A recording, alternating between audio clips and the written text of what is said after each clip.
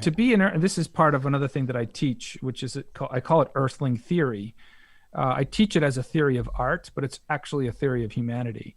And what it's saying is that if you look at the history of humanity, right, and you follow it back, millions of years, and then you pick a point like 7 million years ago when when a species called Sahelanthropus chadensis, which was living somewhere in West Africa, something happened where part of that community of primates went off and did one thing, and another clade of them went and did another.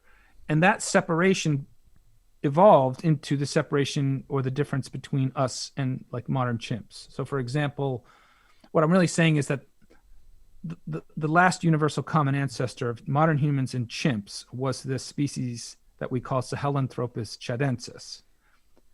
So one lineage went on to become modern chimps, and one lineage went on to become us. So if you look at the difference between these two lineages, what you see is that the lineage that went on to become the chimps never really left. So they actually very much lived the same way that the earlier ancestor did. But if you look at our species, or what would become our species, so that first band of Sahelanthropus that left the trees crossed every habitat on this planet. So they came down from the trees, they crossed the forest, the outskirts of the forest.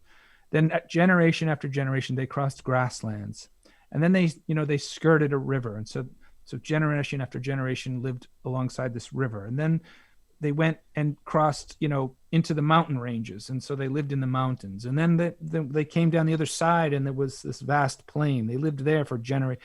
Then they crossed the oceans and the bays. The point is that lineage of humans over that 7 million year time since that split has crossed every habitat that this planet has, that's habitable. Now, each one of those habitats endowed our species with its intelligence. They've learned how to survive by interacting with that environment, and in the process, they gained the intelligence of that habitat. Now, eventually, that species would evolve into into Neanderthals and other early human species. But by the time they got to what is now Western Europe, you suddenly see modern humans, and there's this great flourish of art, creativity, cave art, portable art, and there's evidence of music and language and all this stuff. There's this explosion of creativity. And so I guess the only reason I'm saying this is if you look at the difference between modern chimps and us humans, we have imprinted within us the intelligence of every habitat on this planet. That makes us earthlings. This is what I mean by earthlings. So to have that within us, and have that, and have the capacity to express it through art and language and song and all the things that we do, is the endowment of the earth. So who's thinking about that today?